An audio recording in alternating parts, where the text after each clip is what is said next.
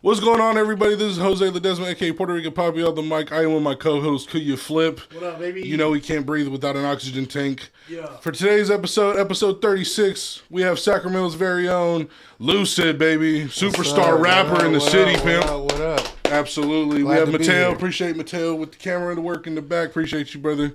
Thank you for coming on, Lusaid, brother. Appreciate your time. I know it's early in the morning on a Saturday. Hey, man, got to do what you got to do. Absolutely. Bro. We Hell get yeah. working. Yes, sir. So, I know sometimes you might refer to yourself as Lou instead of Lusaid, obviously as the full instead of the full name. Mm-hmm. What is the story behind the name Lusaid in general, and does it represent a specific, personality about yourself? Yeah, so coming up early, like I've been rapping since I was The in high Obama school. administration. Before Obama administration. Oh, shit, You know George what I'm W. saying? I was Bush. in the George W. days, you know what I'm saying? Back when things were easier, you know? Sir, he said, "Sir, the second tower got hit." Yeah. Time to start rapping. Time to start. Nah, but yeah, back then I had a bunch of different names. I was going by Rhapsody back then before the female Rhapsody, yeah. but I spelled it like Rapsiddy, Okay. you know, whatever. But I switched to Lusaid because my name's Luis, so the LU part. And then I was a huge fan of Ludacris, and I just loved the Luda ad-libs and shit. Yeah, I was like, I need some shit. So it was like Lusaid, but it was like Lucid, Lusaid. Then once I learned about like SEO and Twitter came out and, you know, all that shit, trying to find usernames, I just switched how to spell it. So it was like Lusaid, and then it became a metaphor, like, because my music is like what I'm talking about with my life, blah, blah, blah. And then it kind of just ran from there, and then Lou was just short, you know, nickname for my real name and that name, so good little middle ground. But yeah.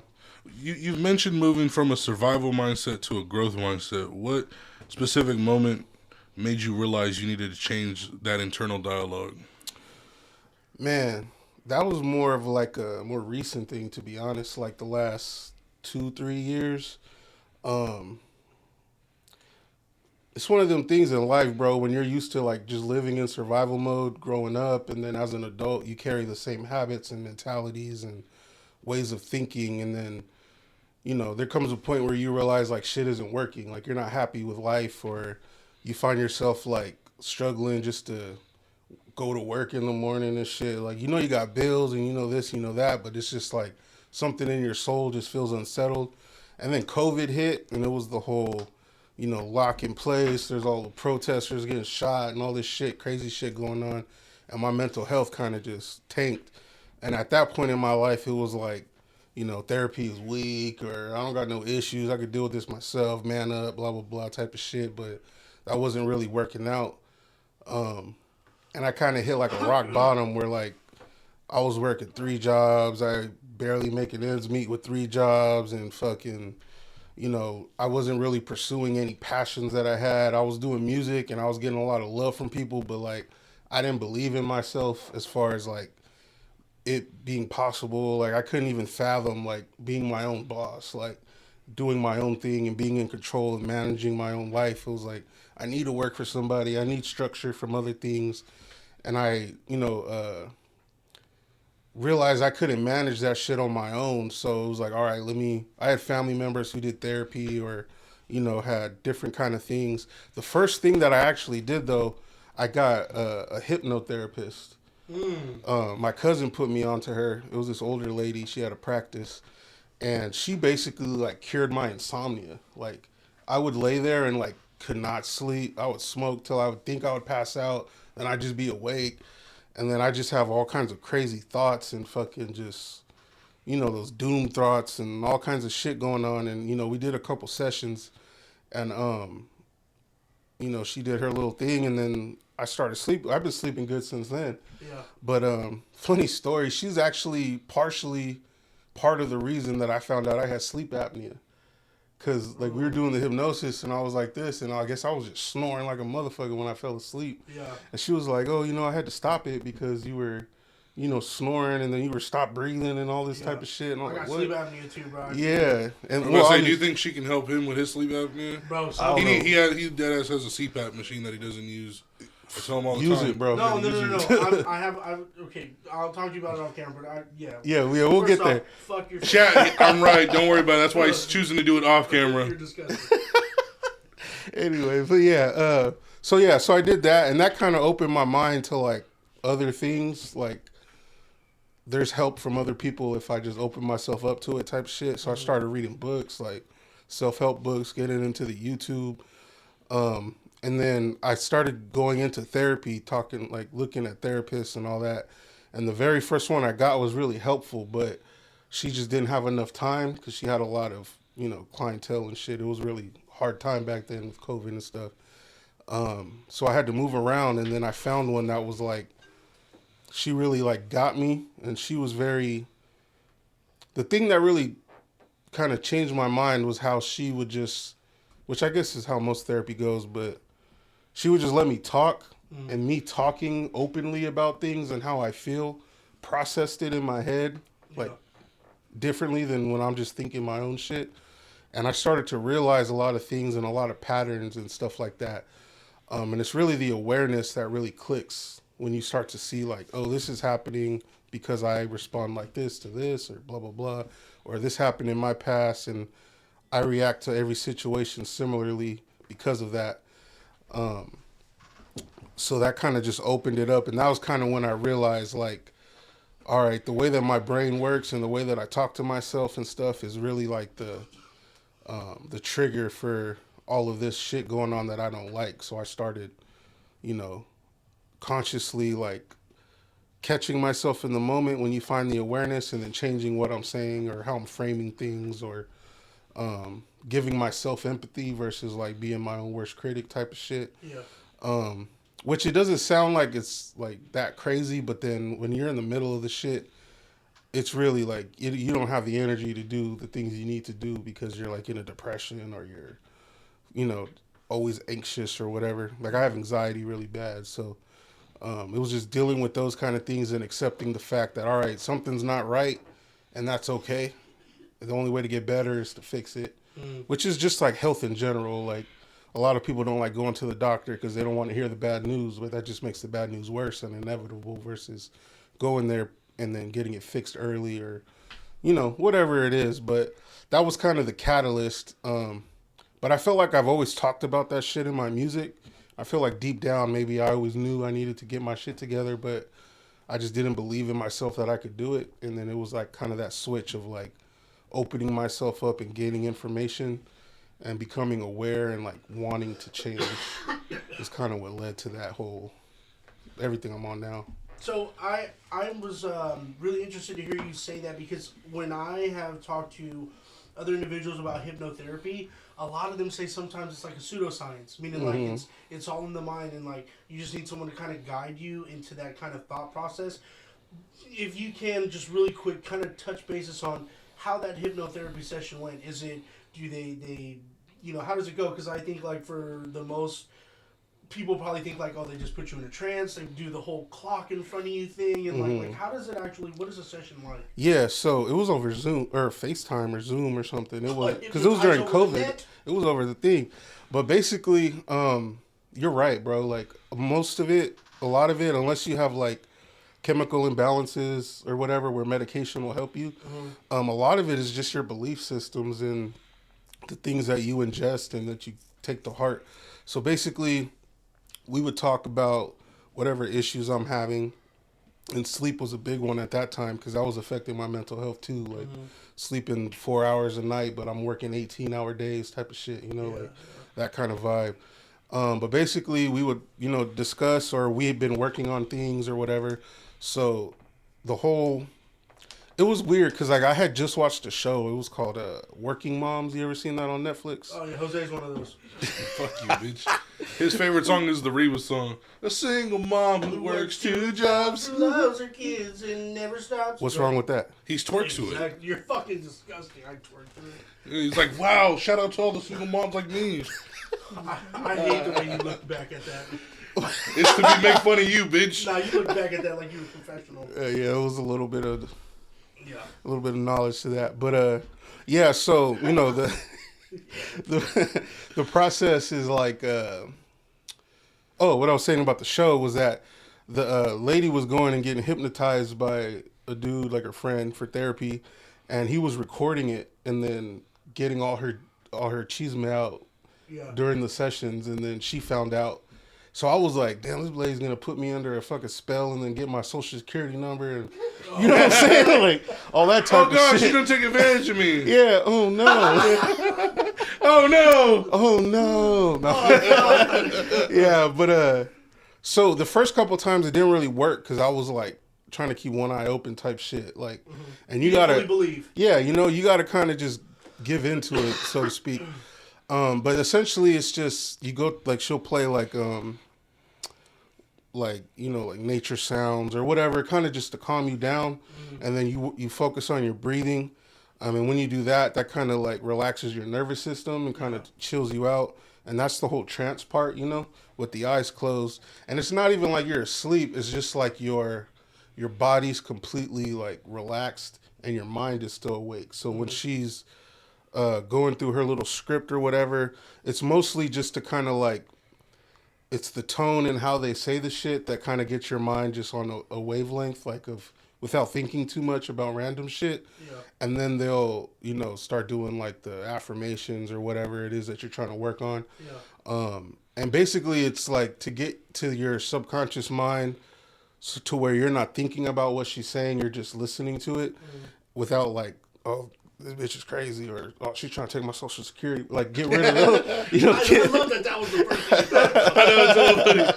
to get rid of those thoughts. You know what I'm saying, and then get to where your beliefs are at, and change your beliefs about that. And I don't exactly remember what she was saying, but it was more along the lines of stuff like, you know, like after a long day, my mind deserves to have a restful sleep and my body needs the sleep and blah, blah, blah. Telling me stuff like that. And then literally like the night after that it was like the third session when I was like, all right, let me see what's up with this. Still paying for nothing and shit. I literally slept like a fucking baby, dude. Like I was out. And once that happened, then the next thing we worked on was, kind of like, because I had just started a new job at that point and I was in training and I wasn't doing the best of catching everything. So I was like, I think I have like this anxiety about being in this group of trainees and like wanting to do good, because I'm used to being like really good at things when I first try them. But since I was in a bad space back then, it was kind of like I wasn't in that mind state. And we went through another hypnosis session with that, and I came back and I like aced this test that I failed twice. Yeah. And like I was like, oh, it's a wrap. You know what I'm saying? Like there's possibilities of like being able to like fix yourself. You know what I mean? Yeah. So it was like that, and then they try to teach you like self-hypnosis, which to me was crazy because I'm like, how am I going to talk to myself to hypnotize myself? Yeah, you fuck around and end up in a coma. You know what I'm saying? Like, how do I get out of that? You know, but it's really, it's just calming down your own nervous system, which is a good practice. It's like meditation type shit. And then you're able to control your thoughts when you're in that state. So it's not like you're stuck in like the upside down or some shit or get out type shit. But, yeah, you know, shout it out. Rest in peace, fucking Vecna, dog. Like, shit, man. It was a real one. Nah. But yeah, bro, like, that was the first thing. And something that kind of, like, solidified it in my mind that made it okay was my trainer. I had brought it up in class, and my trainer was a former hypnotherapist. So she was like, wow, that's crazy, blah, blah, blah. Like, I was doing this. So that was like, oh, like, this is a professional person in front of me, like, that she really did this shit and like had a career and stuff. So it was like kind of circumstantial as to what made me actually open up to doing it. Yeah. But man, that was the catalyst. And so would you recommend hypnotherapy then? I would, but it has to be, you got to be the right person, I guess. Because if you're just skeptical and not open to it, you're just going to look for reasons this is bullshit and nothing's ever going to work for you. Not just hypnotherapy. I feel like Jose'd probably want like Mark Henry's voice. He'd want to be like oiled up and be like, you're not going to eat McDonald's. You're going to stop eating like food that's expired in the fridge. Bro, his meditation's at a fucking buffet. Shut the fuck up. Hey, bro. That's where he gets his trans at. He's at a fucking buffet. Wow, this chow main's going to hit. Hold on, let me get my zen right. The sizzle of the General Tso's chicken in the background, you know what I'm saying? Exactly. Shut your fat ass up. The sizzle is crazy. Hey, bro. The Denny's skillet, it comes out hot. The crashing of plates by a second week employee. You know what I'm saying? That shit just gets you in the zone. That's wicked. No, that's wicked. That's crazy. So you founded the Insomniacs movement, which is also your clothing brand. Right. For someone hearing that, how do you define waking up to your potential? Kind of what I was just kind of talking about is like accepting your flaws and kind of putting your ego to the side. Because a lot of people, we all have the same problems. You know what I'm saying? We all go through the same shit. Life is ups and downs for everybody, no matter if you're poor or you're fucking rich as fuck. We all have problems. They're just different levels of problems and shit. But feeling like you're trapped by your circumstances is kind of like, to me, that's like the enemy for everybody. Like, it don't matter if like you feel like you can't lose weight, you don't feel like you can't leave your job because the benefits are too good, but you hate your job type of shit. That's the kind of roles I was in. Or, you know, your family life is fucked up, or, you know, you can't find love or whatever the fuck. Accepting yourself for who you are and your situations, and, you know, and your If you can't breathe properly. That's funny. I was just gonna try to make a joke right there. You alley-ooped it. But yeah, but no, like deciding that you want better for yourself and not allowing your circumstances to make you second guess yourself is kind of what the Insomniacs thing is all about. It started with just me not being able to sleep, like I was talking about, and I would just be up till like 6 a.m. making music or mixing or, you know, thinking up concepts or whatever. So it started from there, but as I started to grow as a person, it kind of evolved with me. And I feel like that messaging was always there. I just wasn't aware of it. Like, I had to grow into it. And at this point in my life, it's more of like a lifestyle than just like a clothing brand or whatever. It's like people who, like, because you guys, you live it. Yeah, like you guys get up, like you come from work, you come in the morning, you come here, it's 8 a.m, you're handling business though. You're doing something you're passionate about with people you enjoy. Like, that's the Insomniacs lifestyle versus like waking up at noon and not doing shit all day, and like, you know, you got responsibilities but you don't feel like it. That's putting yourself last. You know what I'm saying? And that ain't what that's what I was on before. But now it's like you wake up with purpose. It's all about finding your purpose and not sleeping on yourself that you're able to live that out, type of shit. You described your music as rap therapy. When you're writing, are you writing like as a way to be healing towards yourself or towards the audience, or both?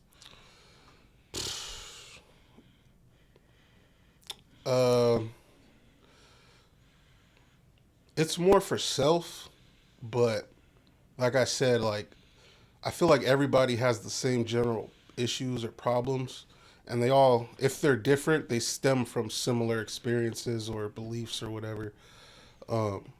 So in the past, like since like 20, well, in the past, I guess, just in general, I was just writing for like ego reasons, like to be dope and be this and to have fans and videos and all this type of shit, to like be a rapper or whatever, you know. But the music I would write wasn't like commercial type of shit. Like, it was always deeper, more introspective. And for a long time, I didn't like that about myself because I felt like I couldn't write a happy song. Like, every song was like deep and like talking about not darkness, like evil shit, but just like, you know, the struggles of life, like the real shit, which kind of led me more towards like backpack rap and shit back in like the late 2000s and shit. And I think that's why like J. Cole was my favorite artist out of the top 3 and shit. Was just the whole Dreamville thing really influenced me. But I realized, like, listening back to my music, I would say things then that weren't really, I don't want to say relevant, but it was more of like me wishful thinking kind of writing. And then I listen to some of that shit now and I'm like, it affects me now. Like, this is relevant now where I'm at in my life. So I feel like my writing is kind of like writing for my future self and anybody else who relates to that. But nowadays, it's more documenting where my mindset is in life and what I'm trying to do and the things that I'm working on, like with this next project that I have coming out and the songs that I've been putting out. They're more intentional, but they didn't start out that way. Like, they were more therapy type things, just Like the song Code Switching was literally a conversation I had with myself. I made it into a song. And all the songs on this project I wrote before I had the concept, but they fit the concept so well that it was like, oh, maybe I did know what I was doing, but just not. It wasn't intentional at the start, you know. Yeah, like subconsciously. Yeah, just like getting it out or whatever. Because I feel like I don't know if you can relate to this, but like I feel like when I make songs, um, when I'm leading with like the front of my brain or whatever, my ego, it's like listening to the beat. All right, what the fuck tight can I say to this? What's a dope flow to this? And blah blah blah. But when the songs come out quick and it's just like whatever's on my mind or whatever's affecting me in the moment, and the beat pulls that out of me, those are always my best songs. Like they connect the most, even with other people, not just myself. So I try to be more intentional now, and that's kind of my MO now with everything that I'm putting out, not just music. I kind of have locked in what my goal and my mission is and what my brand is all about. In your most recent single, Code Switching, like you were just talking about right now, you talk about like the internal dialogue of code switching itself, like the term code switching. What are your thoughts when it comes to just figuring out how to balance that when, let's just say you're, like how you were talking about, like how you can have a bad day and you're trying to figure out like the positive way of getting back on balance when it comes to going back and forth in the code switching type of way? Yeah. It's kind of an ironic wordplay. Because, you know, the general code switching is like changing how you speak and act in whatever room you're in to like accommodate those people type shit. Yeah. And when I wrote the song, I didn't have that idea in mind of code switching. That's just something I had in the verse as it was going, and it just made sense. But that's kind of like when people say they're working on themselves or they're trying to be more something or whatever, it's that awareness of the issue that I was talking about earlier, like understanding like I'm flawed and this is what I'm flawed with, and this is what I want to work on. When you have that in the front of your mind, when the situations come up where you would react differently or negatively or view something in a certain way, you recognize it and observe it, and then you change what you're saying to yourself in the moment. So like, let's say like I'm applying for a job and I thought I killed it on the interview or something, and then they come back and they're like, oh, we went another way. You know, you could look at that like, damn, I thought I did good. What the fuck did I do wrong? Or what the hell? Or blah, blah, blah, blah, blah. Or somebody give me a bad recommendation versus you're like, all right, that's one way to feel about it. I don't like how I feel thinking like that. How can I flip this? Oh, well, this job probably wasn't meant for me. Or I kind of didn't really want to do this. It just seemed like a good opportunity. All right, yeah. Kind of allowing those thoughts to come in versus just harping on the fucked up shit, you know? The negative shit, because it's easy and it's kind of contagious to be negative. Like, it makes you feel kind of powerful. Like, you take control of it and you're gearing the narrative. And, you know, with the ego, especially as like a male, you know, you have that aggressive, like, you want to be in control of a situation or your life or whatever. And when that gets taken away from you, you kind of get that like machismo type of shit. But, you know, that's when people bottle shit up and then they end up, you know, taking that energy and trying to relieve it in negative ways or vices or whatever. And that's how people become addicts of certain situations or whatever. And I wasn't feeling that. Like I would notice these patterns in my life, and it would be a moment where I'd be in the middle of it and I got to step back like, fuck, like, do I really want to sit on this couch all day and play Madden? Like, I keep losing the Super Bowl and turning the thing off so I can start over and not have to lose the Super Bowl in my superstar mode. You know what I'm saying? Do I really want to do this all day? Nah, let's go for a walk. Let's go outside. Let's fucking go re-record this verse or some shit. Like, it's kind of forcing yourself. It's like going to the gym. Like, you're not going to want to go to the gym every day, but you got to if you want the results. So that's kind of the code switch, is like literally switching like the code, the data in your head, you know, like I don't want to feel this way. And the only way to not feel this way is to do something different and to look at things differently. And that's kind of been the catalyst of my whole journey so far, is like changing how I speak to myself and how I speak outwardly about myself and how I present myself. Because when you live it is when it becomes, you know what I'm saying? Absolutely. I'm sorry. I'm really something that you touched on. I think is like a perspective thing, and I'm really a firm believer in like everything is perspective. Like an example, I'll be driving a certain speed, somebody get in front of me and drive hella slow, Right. and I'll be upset about it. But then also at the same time, I think the thing that I think about to turn it into a positive situation is like, you know what, you're probably saving my life. There's probably an accident waiting ahead for me, and I'm probably just being blessed right now. That's So, a good place to practice. yeah, for sure, for sure. That shit A lot of happens all the racism time. happens on the road. Yeah. And you know what I mean? Well, obviously, biggest one right here, but Bitch. you know what I mean? What do I have to do with the price of gas? I'm talking about the racism. But, No, I was just pulling the Jaden Smooth on you're hella you. disgusting. But essentially, and I really admire that about you, bro, that you're able to kind of think of things from a different perspective. Because in my opinion, like I said, firm believer perspective is everything. If you can change the way you look at a certain situation, you can think about it negatively or take the positives from it, I think that's just going to make the difference in life. Right. Like, breathing heavy on mic, at least you're breathing. Fucking hey, camera switch this way, cuz. No, that's this bitch right here. This motherfucker. That's this bitch right here. That's why Brad pointed it out. He can hear you from across the room. I'm just happy we hear it and that it's there. Exactly. You know what I'm saying? Shut up, ho. Thank God that my man's right here got good lungs. Shout out to Jesus. You don't have good lungs. That's on the problem. damn lungs. You got an oxygen tank waiting in the car right now. Disgusting. Let me hit that real quick before I hit the freeway. Oh my God.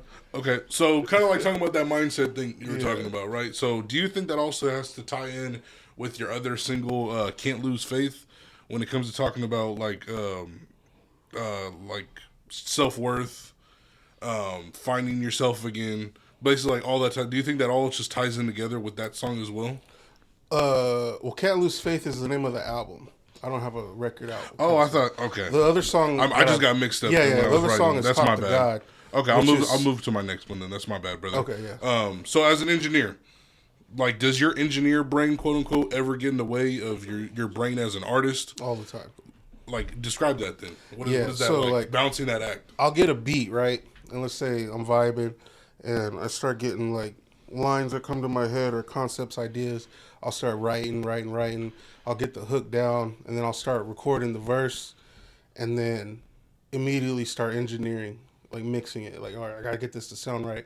All right, cool. What layers do I want to add on it? What ad libs? Do those? Do the hook? And then I'll spend like just like on some ADHD shit, like tweak this, tweak that, do this, do that, do this, do that. And then I lose the inspiration for the song, and now I just got a verse and a hook. And it's like, fuck, I got to come back later and do a second verse, or I don't like how my vocals came out, but I don't got that same energy when I come back the next time type of shit. Or even just listening to music, like when new music comes out, I'll get lost in like the effects and the panning and the reverbs and all this shit, and then not catch the bars or not catch the this or that.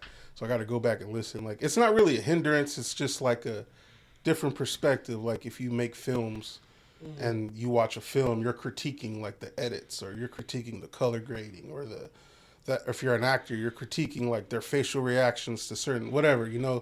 It's just coming from the artistry craft. I wouldn't say it's really a hindrance. It's just more of like a, well, it could be also because there's a lot of different, like you got to write the song, record the song, mix the song, master the song, judge the song. Then you're stuck with all the, fuck, did I write it good? Did I mix it good? Does it sound, like there's a lot more pressure to it.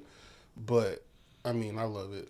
I can't hate So it. do you have your own space where you do everything? Yeah, I do it through my home studio, Pro Tools and all of that. And then lately I've been going to Omnia and working out is it Omnia or Omnia? Oh, Omnia. On I'm not 16th? sure. Yeah. 16th and like S or something? Yeah. I've been going there and working out of there a little bit just to get like the big studio sound so I can make sure everything sounds good there. Because I realized. Shout out to my guy, Lord Canty, man. Shout out you, dog. Yeah. Shout out Peace Space. Shout out Jay Intel. Yeah. Cool people over there. Dope facility. A lot of legendary music came out of there. Hell yeah. But mostly, I've always been out of my bedroom type of shit. Own personal space. We had that one studio we did that song with, that song together that you came through with Eddie. But mostly, yeah, my dog Eddie. But yeah, I've always been, that's like my first project, the Insomnia EP, is just a picture of me in the home studio type of shit. So I've always been, that was actually the first time I ever went to a real studio, aside from this spot, was Amina this past year. So Nice. Yeah. What do you think people's biggest misconception about the music scene here in Sacramento, more specifically the rap scene? That it's one dimensional. I think I said this on my Innovators interview, but like Sacramento's known for right now is known for mostly like the gangbang music and the slide music and all that shit. Yeah. Which we got some dope ass artists here on that hype. Mm-hmm.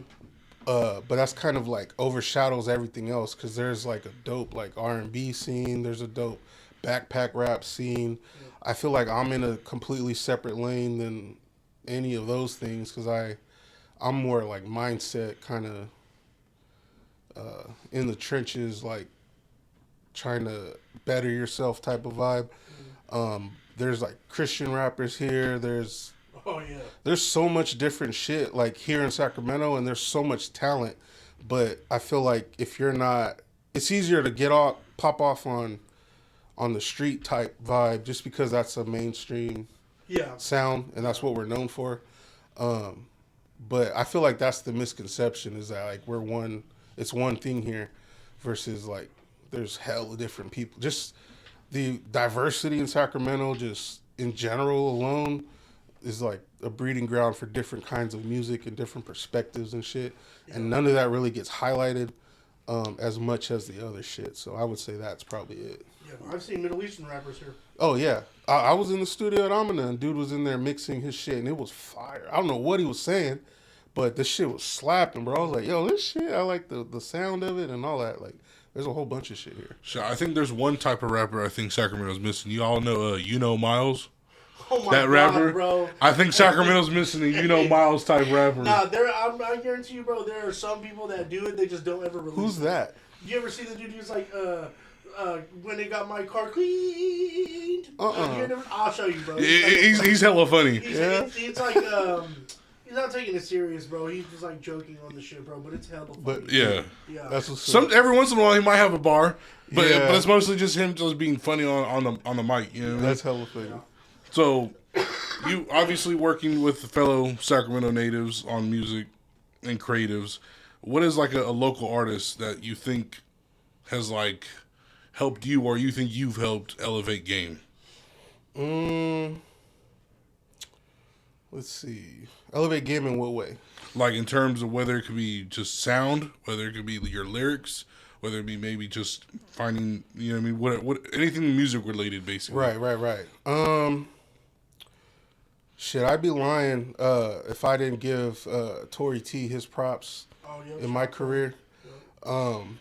We started working together a long time ago, and he kind of like seen the talent in me, and then him being a Sacramento legend, I was able to kind of go along with him during his ride through the 916 albums and all of that and all his rest of his stuff, and just kind of see like how he maneuvers and how he deals with people in that way. So kind of put me on in the business aspect, and then a lot of guidance on because like I said, I was kind of like trying to be a rapper, so to speak, and like follow all these trends or just trying to do things that weren't necessarily true to myself and my natural talents. And he kind of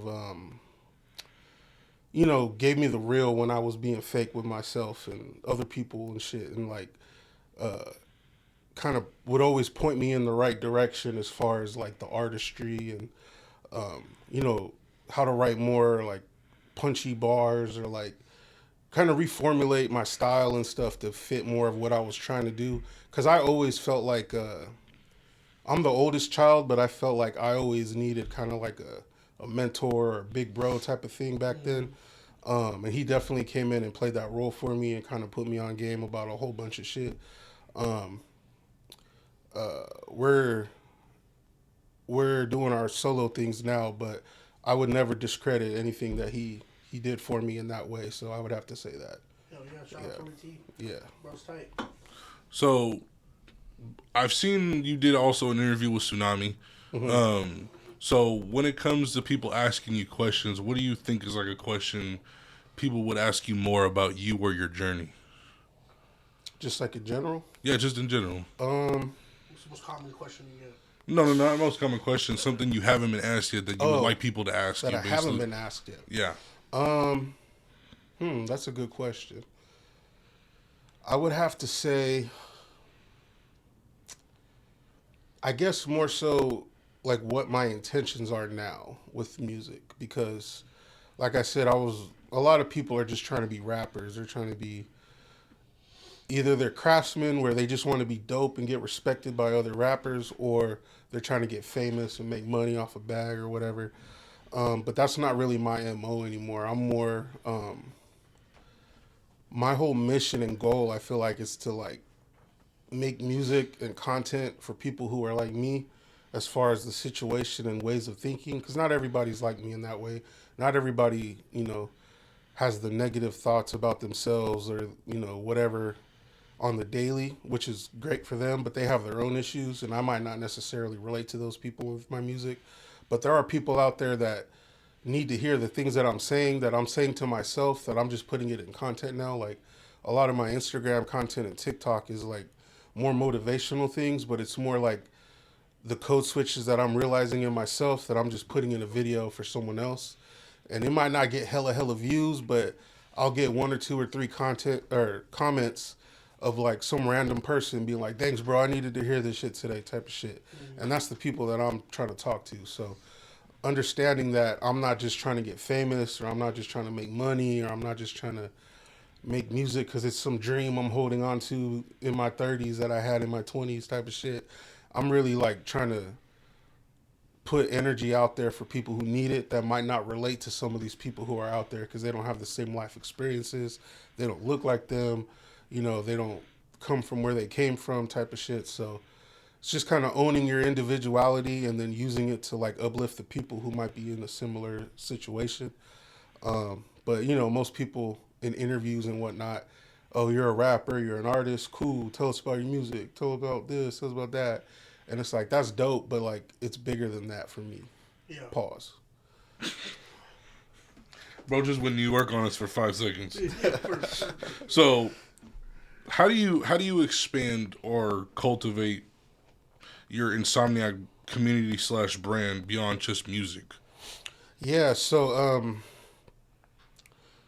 I try to make content that is engaging in a way to where you feel like you're being heard. And then my goal is to just attract all those people to the same place so that they can have like the same energy around one particular thing that they can always gravitate to. So like if I drop a project and like put out like a merch capsule and like do a pop out show or something like that, I want them to understand like, oh, this is what he's about. This is the energy that he pushes and the energy that he has, and I want this energy, so I'm gonna go to his show and it'll be an experience of that versus like, oh, I might go to this show and there's like hella bitches and bottles and all that shit. Like all that shit is dope, but like that isn't really what my music is about, so I wouldn't want them to expect that, and they might not even be into that shit at all. So like if I'm over here, having videos or release parties with all this shit and then the music isn't lined up with that, it's not going to bring the right crowd. Yeah. And then also I'm starting my own podcast called the Code Switching Podcast, where I kind of deep dive into these things, and there's a big focus on like reading the type of books to like self-help type of things and stuff like that. And I'm gonna integrate like a book club into that, like a Patreon book club type shit. Nice. So just different things, like trying to be creative in ways of like, what ways would I have needed support, or would I need support, and like how can I provide that for people who fuck with me. So that's kind of like the community that I'm trying to build right now, through that, aside from just different clothes and merch and shit like that, like actionable things that people can take away. Absolutely. Yeah. How does an artist develop good taste in the era of viral trends? Being honest with yourself about what you like and what you don't like, and being able to stand on that. Like, taste is all about your own personal choices, you know what I'm saying? And if you're judging things, music, if it's good or not based on what you think everybody else is gonna think or what's the popular thing. That takes away your individuality. Like you're not a person, you're a sheep type of shit. So like you could like it, but have reasons why you like it, not just because everybody else likes it. Like if everybody likes this one song because it's fucking, I don't know, Glorilla or some shit, like is it just because it's Glorilla or what do you like about it? If you, oh, I fuck with her voice. Her voice is like interesting, it's unique, then it's like, all right, cool, you can stand on that. But if it's like, oh, I love this song, why? It's popping, it's the number one on TikTok. That don't tell me shit, you know what I'm saying? Like, Yeah. what? So Just says you like it because it's trending. yeah, like know what you like, experiment, find out different things, and stand on that. It's basically taste, like tastemakers and all that. Like they stand on what they like. Hopefully, if they're not being paid to like something, you know what I mean. But I just feel like you have to experience a lot of different things to really understand what you do and don't like in general. And that's kind of how you curate your taste. So to kind of touch on you talking about your podcast that you're starting, when do you plan on dropping that? When do you plan on having that on, the air? That is going to be before the end of February. I'm trying to stack up some episodes before I start releasing them. Oh, you've already started recording? Yeah, I got the host. That's why I was like asking you about what setup you guys use and stuff, because I have the same shit at the house. Nice. So that's gonna be, everything's done. Like I have my episodes, show notes and stuff for a couple episodes worth. How many do you plan on recording before you start releasing them? And then what's your release schedule gonna look like? I'm looking for, so I want to have a weekly show. I'm debating on the days and kind of the layout, how that's going to go. What's going to be more beneficial for the type of shit I'm talking about.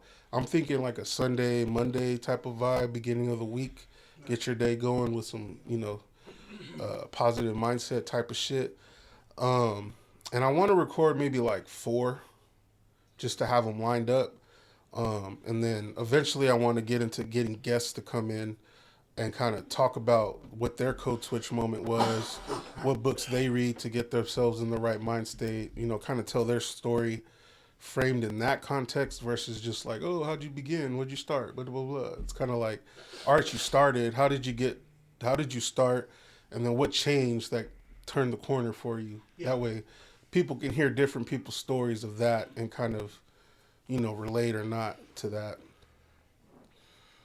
Oh shit! I thought I had to sneeze. My nose is itchy. No, but I love that though, bro. Like especially because, like you said, a lot of people tend to have like similar layouts. Yeah. Especially when it comes to the podcast space. I mean, shit, we're a part of that space, obviously. So to get, like you said, that different perspective of asking specific questions that not only pertain to you and your journey, but that someone can relate to as well. So commend you for that, bro. Appreciate it. Earlier you talked about I forgot his name, but you said that the man that put you on game, basically, Torty. So like, we're gonna kind of flip that then. So, what advice to a local artist would you give to someone to help put them on game? You mean to help their journey, whether they're starting out or they're just kind of stuck in the mud right now? Yeah, I would say really focus on your why. Like, why do you want to do this shit? Like, is it for the fame? Because any answer is fine.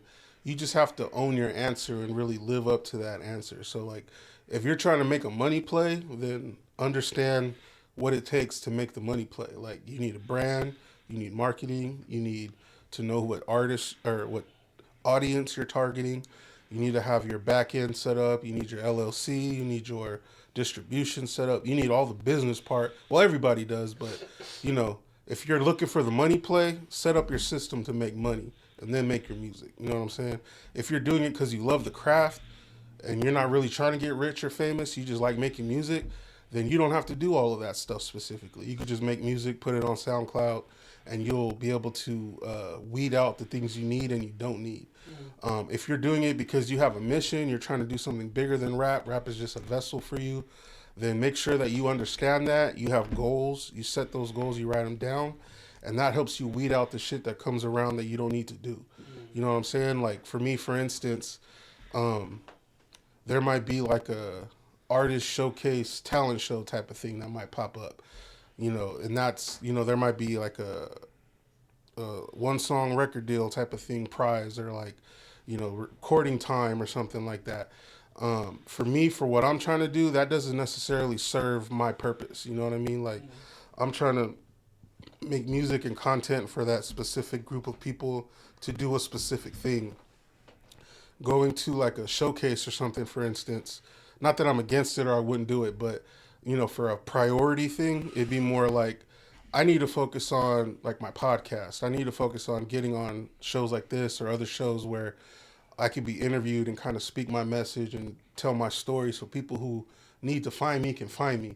But those people might not necessarily like showcase and stuff, at least in my experience, those are more shows for other rappers. Like you go perform and it's just an audience full of other rappers and their friends and shit. It ain't really like you're getting put on to some shit. So I'm like, that doesn't really serve my thing because I'm not really looking for like just like general fans. I'm looking for like people who are tapped into what they're trying to do, and they don't necessarily be rappers. It might be like entrepreneurs. It might be parents trying to find some shit, find their passion and all of that. So I might want to go a different route. But if I'm looking to get famous and be popping in my city and be able to drive around and get the bitches and do all of this shit, then my showcase might work for me, or going on certain interview platforms and stuff. So kind of know what your goal is, know what you want to do, and then find out the steps you need to take to achieve that goal versus just, I'm going to just put music out and hope something happens. So that's interesting you say that because what you're talking about is kind of leading into my last question before we do your ignorant take. Basically, it was asking you, would you rather be remembered more for you in your music or your movement? So right now, I don't know. I'm just kind of basing it off your previous answer from the last question. It sounds like you want to be more connected and be more remembered for a movement you're starting rather than just your music. Would you say that's like a fair assessment? I would, because the way that I look at it and the way that I structure my brand, I'm trying to create like a universe, like a lifestyle, and music is just one segment of that. Like, music is kind of the soundtrack to that, or the scripture, so to speak, if it was a church or something. Like the stuff that I'm talking about in my songs are like documentation of like the day in the life of someone trying to get it and change their mindset and grow and stuff. So you might come in for the music, but all the other things that I'm trying to serve on top of the music is pushing a more general thing to where if in 20 years, if somebody's kid is like, oh, tell me about Lucid, I want them to be like, oh man, I got into Lucid shit and Insomniacs and it helped me motivate me to do this and do that and do that, versus like, oh yeah, there's one banger. Like that's cool. Like I would love the music to be able to impact multiple generations, but the bigger picture of that is the music needs to encourage you to do other shit, and with myself and other people. So Absolutely.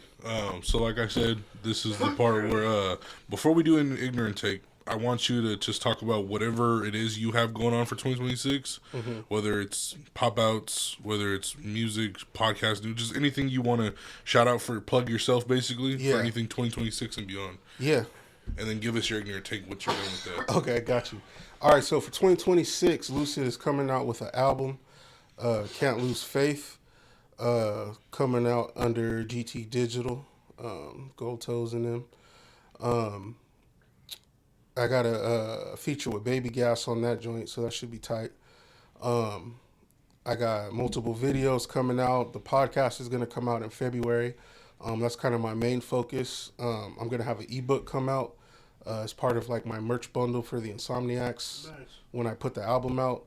I'm going to have some new clothes, and hopefully my goal is to have maybe 2 or 3 projects come out this year. So that's just that motion and consistency, man. And by the end of the year, I'll come back for another interview and we'll be in a different situation, all of us, you know what I'm saying? So that's the goal. And my ignorant shit only take, I've been going back and forth between 2. My first one is that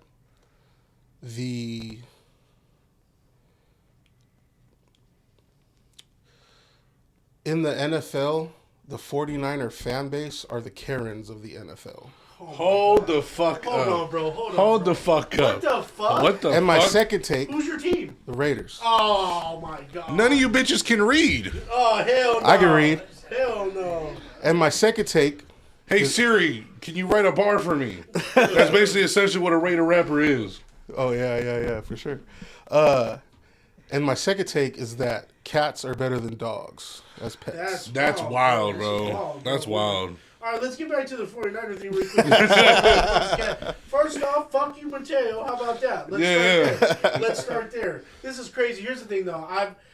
I've heard that a lot, and here's the thing. I don't think we're as overbearing as Raider fans. I think we're just proud about our success. Well, Whereas the Raider fans are just delusional. because First of they all, let's just be scream. real. They scream almost like they're frightened at excitement. You know what I mean? They don't know how to assess things. It's almost like if something goes boo and they're like, ah, you know what I mean, kind of thing. Which fan?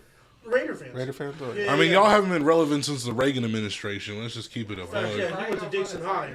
Huh? Weren't you crying out front of Tigers when the Seahawks whooped you?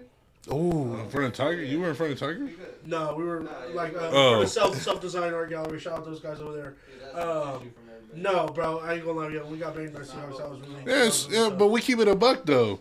keep it a buck. We're not gonna keep going 4-13 talking about we're gonna win this year, fool. We're gonna win it all. I say Y'all we're still gonna get close trash. every year. Yeah, Every year, we're gonna get stay close. competitive. Y'all still trash. I don't want to hear none of The that. Karens, though. That's hey, but that's funny though. I give you that. That's or funny. I guess the Gen Z's calling them Jessicas now. Really? That's like the new term. I've been seeing that online. They're switching. That doesn't Karen hit to hard as Jessica. Karen though. I'm gonna It keep it a don't. buck. That It does not don't. hit as hard It as don't. Karen. I Because when you picture Karen, you got the haircut. Yeah. I mean, blonde hair, Let me white talk woman. to your manager. Yeah. Right, exactly. Who's your dad? How many rings do we have? How many rings do we have? You know, that type of shit. But see, when I say that, He's sneak dissing so hard. That's right what now. I'm saying, bro. oh, bro, I have to go through my. We Hold can on, cut time this out. out and edit, right? Every Sunday, I have to go through my stories and get "fuck you, Raider fans" from this motherfucker every Sunday, bro. Every Sunday, Hey, bro. I he's see it. consistent though. He He's is. consistent. I respect the consistency. You know what I'm saying? And if you ask people who know me as a sports fan, the last 25 years or whatever, I've been diehard. Like, I don't give a fuck what our record is. Blah blah blah. I'm faithful and hyped every season in the beginning, except last season. Yeah. You know, and I was real Shout out about Geno it. Smith. Shush. No. I see a lot of shit on the internet where Raider fans blame their entire life problems on Geno Smith. It's the funniest shit in the world. It's Like, ridiculous. you're like, getting started. Blame it fuck on Geno me. Smith. Yeah, nah. Geno Smith. Y'all traded a third-round pick for him to throw 20-some interceptions. And That's that dude's crazy. powerful. Look at y'all. Now you got the number 1 draft pick. You got Fernando. Powerful. Fernando. Yeah. It's all Ferdinand about Bull. manifestation, bro. I said this earlier to my wife. I was like, bro, like, or I didn't call her bro, but I was like, I feel like Hey, yo, gang. being a Raiders fan kind of trained me to be in the mind state situation I am now. Because no matter what fucked up shit happens, I always find a positive thing about it. You know what I'm saying? At least we got Max Crosby. Or, you know, next year will be this. We got Pete Carroll, blah, blah, blah. Crosby Ups and really downs, wanted ups to and be there. downs, Yeah, he out ups of and there. downs. Yeah. You know, but now it's like, oh, we got the first round pick. Oh, we're going to get, you know, hopefully fucking Clint Kubiak. Oh, we're going to blah, blah, blah, you know. So now I'm just, you live life neutral. You live life stoic. And you do Yeah. that with everything. Because even with the Kings, bro, like, every year I fucking pay for YouTube Premium so I can get or YouTube TV so I can watch the fucking Kings games and the Raiders games and shit. And the Kings will win 3 games in a row and lose 18 games in a row. Yeah, that's the frustrating You thing. know? Being a Kings fan is like being a Raiders fan. Just I'm suck both, ass. bro. It's like I've that's just never. double terrible. The year that they were both good was the last year that they both went to the playoffs and shit. 2002. Oh, my God, yeah. Well, the Kings went, I think, in like 2006. Recently, yeah. With But like in 2022, but that when was both just of one my year. teams were yeah. good at the same time was 2002, bro. Yeah, that's That's insane. a long time ago, bro. You know, so like I've never known what it feels like. And like half of my family and friends are Niners fans, the other half majority are Raiders fans. Yeah. So it's like I've always just had this, my wife's family's Niners fans and all the in-laws in the family are all Raiders fans. So like I can't get away from the dynamic, but I've learned that like I can respect when Kobe retired, I hated Kobe so much, bro. When after he retired though, and even like a Tom Brady, I respected the game so much more that they played because they're not in the teams directly.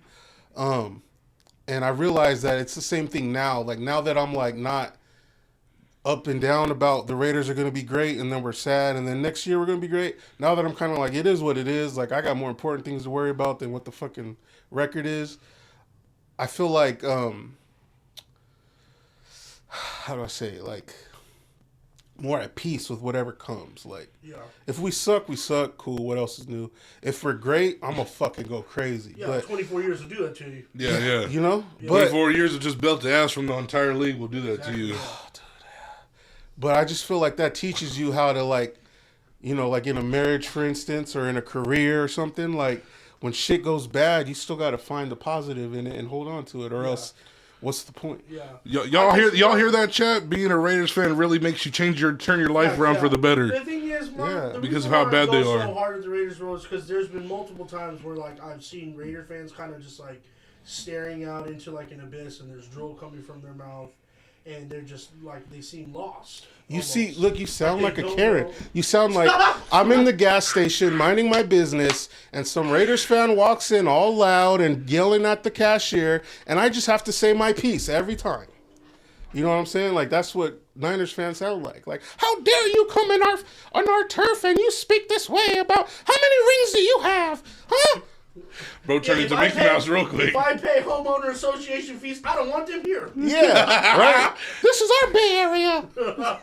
I mean, y'all did leave though. Let's, you know. Oh what I mean? yeah. Hey, that's Y'all a in whole, Vegas. That's Y'all- a whole other Shout story. out Markle Davis. Marco Davis. And that's the fucked up part, bro, is that now, as a Raiders, even if you were a Raiders fan growing up or whatever, the team moved to Las Vegas, you can't even watch their games no more because it's in a different state. So we get reverted to fucking Chargers game, like local channels and shit. They Yeah. get blacked out because they're not in California anymore. I mean, you know, being That's a that Raider bullshit. fan, I would hate that too, considering Oakland doesn't have anybody anymore. They don't Y'all, have the A's. y'all lost the Warriors. They went to Frisco. Mm-hmm. Y'all lost the A's. They're going to Vegas. Well, right now they're in Sac, but they're supposed to be going to Vegas. Mm-hmm. And then the Raiders went to Vegas. So I mean, I would hate being an Oakland fan too. So I mean, I understand that the life change perspective. I don't you hate had it. too. It's just rough.